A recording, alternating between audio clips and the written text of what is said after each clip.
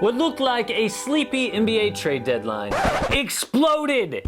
D'Angelo Russell to the Timberwolves, Marcus Morris to the Clippers. While we're talking winners and losers, count me as a loser. I had to delete my video about that D'Lo trade not happening. Ouch. But it's all good. We got the blockbuster we wanted, plus other moves that can make a difference come playoff time. But what about the other losers, besides me? What the hell were the Rockets doing? Could the Warriors have gotten more? Does basically everyone hate Andre Iguodala now?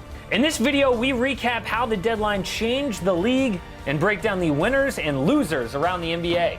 Hey guys, it's Casey Kiernan, host of the AM Hoops YouTube channel. Also, check out AM Hoops podcast wherever you listen to podcasts. Hit subscribe. We're coming out with 5 quality NBA videos Monday through Friday, coming out at 6 Eastern. Every day it's free. Hit subscribe. Follow me on Twitter at Casey Kiernan and on Instagram at AM Hoops. The biggest trade of the day, the main pieces that moved, D'Angelo Russell and Andrew Wiggins swapped teams. D'Lo heads to the T-Wolves and Wiggins is a Warrior. Our big winner, the Timberwolves. They got their man while moving Wiggins' max deal. Also, they got away with sending just 1 first-round pick, which is top 3 protected. Sure, it will become unprotected if it goes to the next year, but that could be out of the lottery if the T-Wolves make the playoffs next year. They get an above-average shooter in D'Angelo Russell, which they desperately need. If you can believe this, the T-Wolves take almost more three-pointers than anyone in the league. They only have 2 guys who hit above league average from downtown. Now they get D'Angelo Russell. Plus, they make Karl-Anthony Towns happy. Just the night before, he said, quote, "I've been losing for a long time. I'm not trying to do that anymore. You obviously see my patience running low with a lot of things. There's no excuses. We've got to get it done." Could he have been not so subtly telling the front office, we've got to get that trade done? Well, they did get it done. D'Angelo Russell and Karl-Anthony Towns joined forces. Another big winner here, Andrew Wiggins. On the Dubs, Wiggins can show off his elite cutting ability. Defenses have to respect his catch and shoot threes. His assists are obviously going to go up playing with Steph and Clay. And the Dubs would rather have Andrew Wiggins than D'Angelo Russell defensively. So Andrew Wiggins can potentially revive his career here in Golden State. And I'm not talking about just throwing off the bust label that so many people have thrown on Wiggins, but maybe being an NBA champion. The loser in this trade, the Golden State Warriors. Yeah, they do get rid of D'Angelo Russell. His position was redundant. They don't exactly need another point guard who can shoot with Steph and Clay. And in return, they get a position of need. Above average help in the front court with Andrew Wiggins. But look at what they got in return. They got Wiggins, a protected 2021 first-round pick. It's protected picks 1 through 3. And then they got a second-round pick. But they may have gotten so much more if they waited until the summer to trade D'Angelo Russell. Number one, they'd be under their hard cap, so they'd have more flexibility financially to work with other teams to see what they could get.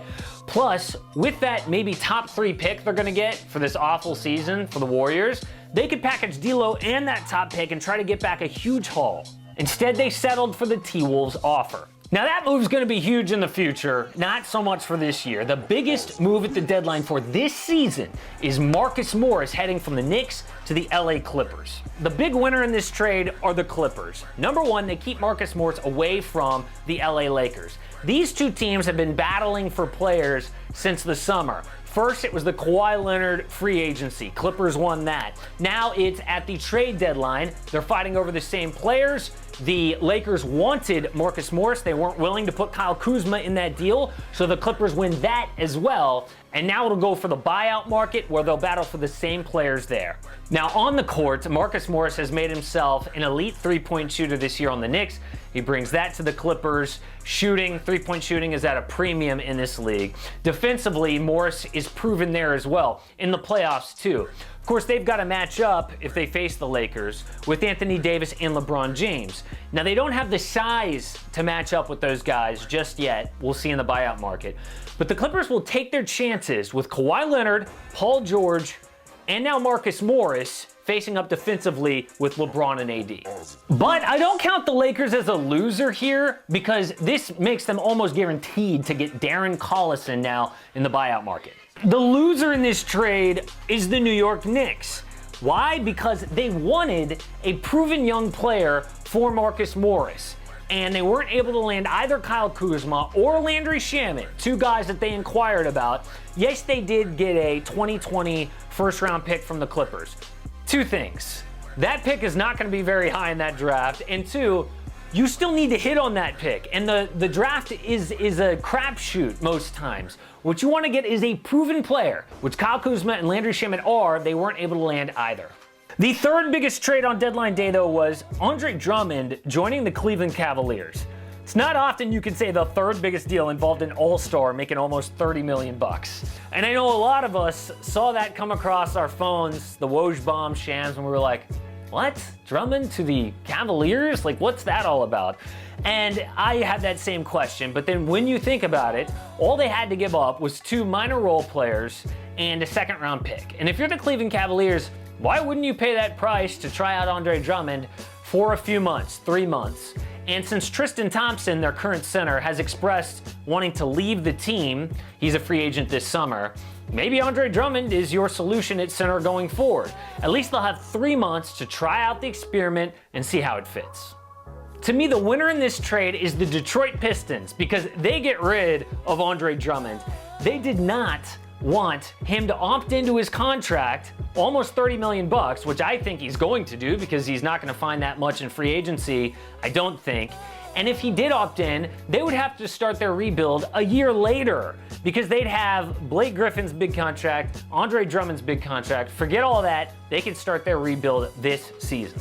And the loser here is Tristan Thompson. He's going to get a lot fewer minutes here on the Cavaliers down the stretch with Drummond now in the lineup. That's less opportunity for him to prove what he can still do to these teams with cap space that could give him money this summer. But maybe that means that Tristan Thompson is a buyout candidate now from the Cleveland Cavaliers. Look, he makes $18 million. That's not so much for the Cavaliers to buy out. And if they do that, then a huge winner could be any of these teams that need a buyout center. And I'm talking about the Boston Celtics, who weren't able to make a major move because of their salary cap sheet. They would have had to move Marcus Smart or Gordon Hayward, didn't want to do that. Imagine if they get Tristan Thompson in the buyout market, or the Houston Rockets, and we know they need a center right now. Now, beyond trade deadline day, we had some other big moves. Let's start with Andre Iguodala going to the Miami Heat. So in this deal, the Heat get Andre Iguodala, and they send out Justice Winslow, and Dion Waiters, and James Johnson. And they get back Iggy, they get back Jay Crowder.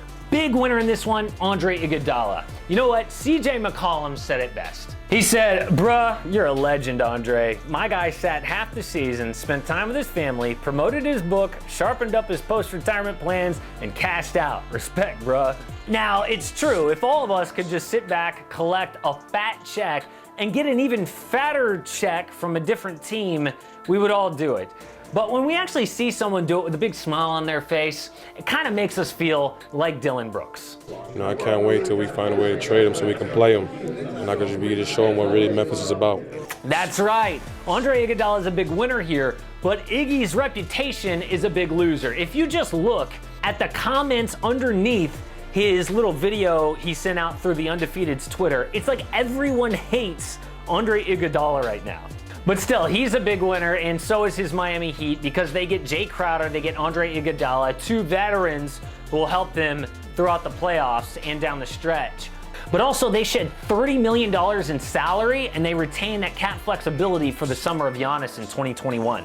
Another huge deal went down a few days before the deadline, and that was that 12-player deal that involved Clint Capela going to the Atlanta Hawks and Robert Covington going from Minnesota to the Rockets. The big winner to me is Clint Capela. Look, he gets out of Houston, and they weren't using him as much as they were the year before. He gets a fresh start in Atlanta, and he gets to be that pick-and-roll partner with Trae Young, and he frees up John Collins and play the 4, which is more his natural position. But there is something Hawks fans should know about this man's hair. Clint Capela has been using his hair as a Cheeto napkin, apparently. Well, how you see your profile picture, your hair looks way worse than mine. The loser is Daryl Morey, the Rockets GM, because if this doesn't work, I think he's out of work. I mean, this guy had that Hong Kong tweet in the offseason that reportedly lost the NBA up to $200 million. It also hurt the value of the franchise that he works for. They were at least huge in China. And then with one tweet, he hurts the value of that franchise, and Tillman Fertitta, the brand new owner, just bought the team, and he's got this now on his hands. I think now he's already on thin ice. If this move blows up in their face, I think Daryl Morey may be out of work. And it could blow up in their face because it appears they are going to either go super small with PJ Tucker at the 5 or Bruno Caboclo, who is 6'9". And the last deal we're going to talk about here is the 76ers getting 2 veteran scorers from Golden State, Alec Burks and Glenn Robinson III. Look, the Sixers are a winner here. They get veteran scoring off the bench, and they needed to address their offense. Quietly, Burks has been one of the best bench players in the NBA this season. In fact, among qualified candidates, he ranks 3rd in wins above replacement behind only Derrick Rose and Lou Williams. Now, of course, that doesn't address the fact that the real issue with the 76ers is leadership and the lack of it in that locker room, but at least they improve the offense, and they need any help they can get right now. So that closes the book on this year's NBA trade deadline.